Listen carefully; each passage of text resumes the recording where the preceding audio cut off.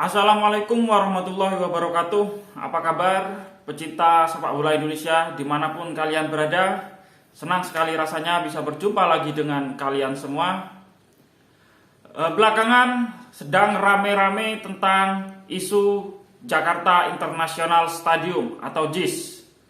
JIS yang rencananya oleh PSSI akan diajukan sebagai salah satu stadion yang akan digunakan dalam perhelatan Piala Dunia U17 bulan November nanti. Namun, JIS ini ternyata memiliki banyak problem, yaitu bagaimana JIS, stadion yang secara look atau secara penampilan terlihat sangat megah dan modern ini, ternyata belum memiliki standar atau standarisasi FIFA. Nah, ini memicu banyak sekali pro dan kontra di kalangan netizen atau publik sepak bola tanah air.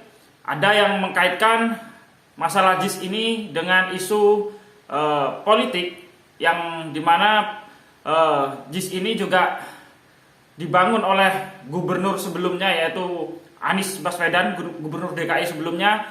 Kemudian sekarang JIS rencananya akan direnovasi oleh pemerintah, padahal usia JIS yang belum sampai 5 tahun dibangun.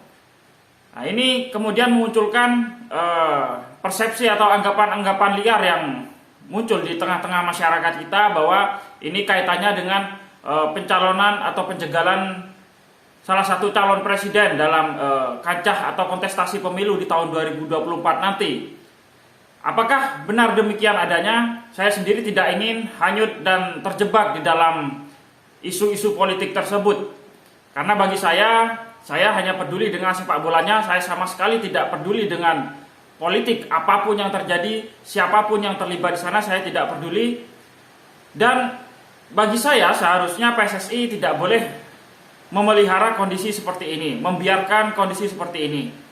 Isu-isu liar yang bergulir di tengah masyarakat ini harus segera dijawab dengan konkret, dengan tegas, dengan lugas, bahwa memang kalau JIS pada faktanya tidak layak atau membutuhkan pembenahan di beberapa titik untuk mencapai standar FIFA, yaitu harus ditunjukkan dan dibuktikan secara nyata, secara faktual. Bagaimana caranya? Ya janganlah yang melakukan verifikasi itu orang PSSI, karena orang PSSI tidak memiliki kapasitas untuk itu. Seharusnya PSSI segera berkomunikasi dengan FIFA atau paling tidak AFC untuk mengirim delegasinya kemudian datang ke Indonesia melakukan standarisasi pada Stadion Jakarta International Stadium. Toh memang lumrah jika suatu negara atau suatu federasi sepak bola di suatu negara mengundang delegasi FIFA untuk melakukan verifikasi terhadap stadion yang mereka miliki. Apakah stadion yang mereka miliki itu sudah mumpuni, sudah mencapai standar yang ditentukan oleh FIFA atau belum? Nah, nanti ketika delegasi dari FIFA itu datang, hadir ke Indonesia, kemudian melihat situasi yang ada di Jakarta International Stadium, kemudian memverifikasi itu, dan ternyata memang JIS terbukti belum memiliki standar yang cukup bagi FIFA, maka itu sudah menjadi sebuah jawaban yang tegas, jawaban yang lugas dari PSSI dan sulit dibantahkan lagi. Namun ketika masih ada yang membantah, oh ternyata PSSI sudah melobi FIFA untuk mengatakan JIS itu tidak layak atau tidak standar. Kalau masih ada yang beranggapan seperti itu, ya biarkan saja, anggap saja dia orang gila yang tidak punya kapasitas untuk berbicara seperti itu.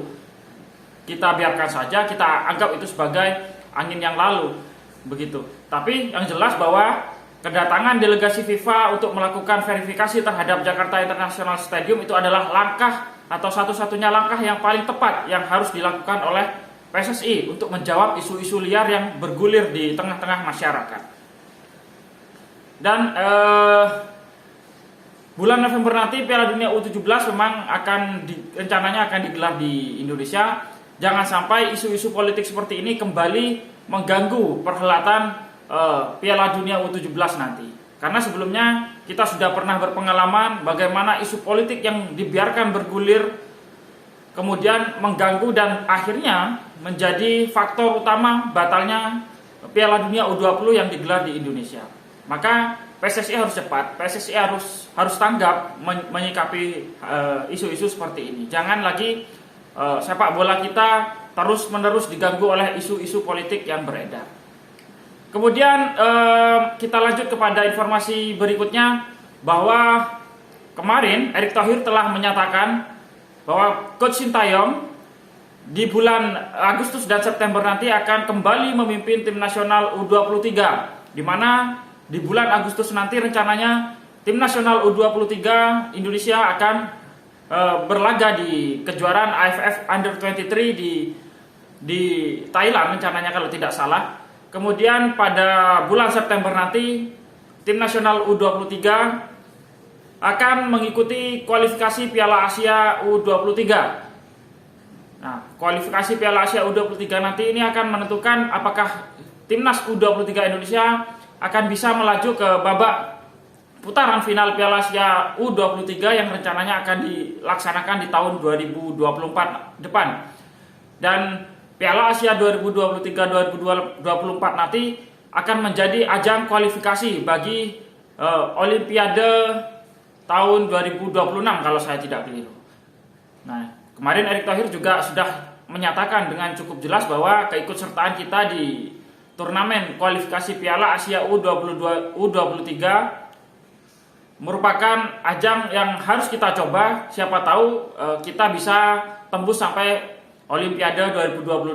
Ya, meskipun itu sangat sulit karena kuota untuk mengikuti pesta olahraga dunia yaitu Olimpiade 2026 itu untuk cabur sepak bola tidak begitu banyak tersedia. Bahkan di Asia persaingannya sangat ketat. Belum lagi kita nanti akan bersaing dengan tim-tim kuat seperti Jepang, kemudian Iran, Korea Selatan, Arab Saudi dan sebagainya.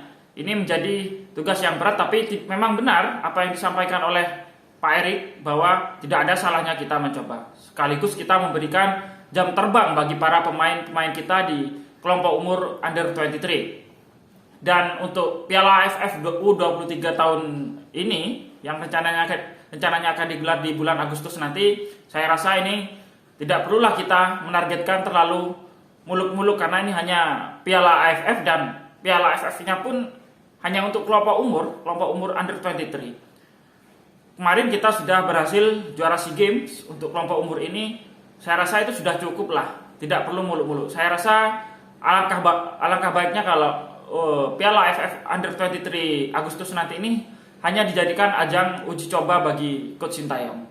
Hanya ajang uji coba untuk memberikan jam terbang pemain, uji coba taktikal.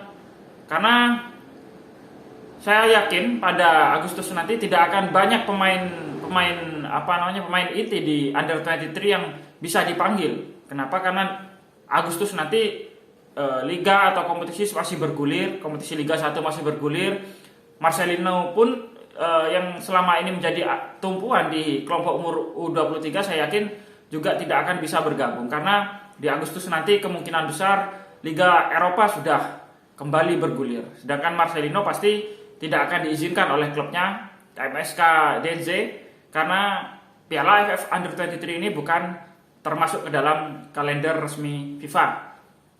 Jadi alangkah baiknya kalau PSSI dan publik tidak terlalu banyak berharap di ajang Piala AFF U23, apalagi nanti sampai membanding-bandingkan kalau Coach Sintayong ternyata tidak bisa membawa juara timnas U23 di AFF U23 nanti, sampai membandingkan dengan Coach Indra Safri yang berhasil bawa juara SEA Games, saya rasa situasinya sangat berbeda. Tidak perlu kita membawa isu bergulir ke arah sana. Semoga Piala AFF U23 nanti meskipun siapapun pemainnya yang dipanggil, timnas kita bisa menunjukkan permainan yang impresif, permainan yang baik. Coach Sintayong bisa memaksimalkan potensi-potensi yang ada, meskipun saya yakin beberapa pemain inti seperti Rizky Ridho, Witan Sulaiman, kemudian beberapa pemain inti kemarin yang menjadi juara di SEA Games akan sulit untuk dipanggil karena mereka menjadi tumpuan di klub mereka masing-masing, entah itu di klub Liga 1 ataupun klub luar negeri seperti Arhan, Marcelino, itu juga akan sulit untuk dipanggil. Oke, mungkin sekian pembahasan kita kali ini. Jaga terus sepak bola Indonesia karena kemajuan sepak bola Indonesia bukan hanya ada di tangan federasi, bukan hanya ada di tangan para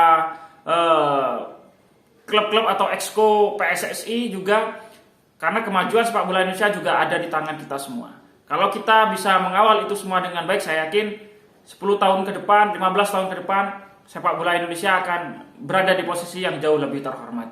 Cukup sekian, terima kasih, sampai jumpa.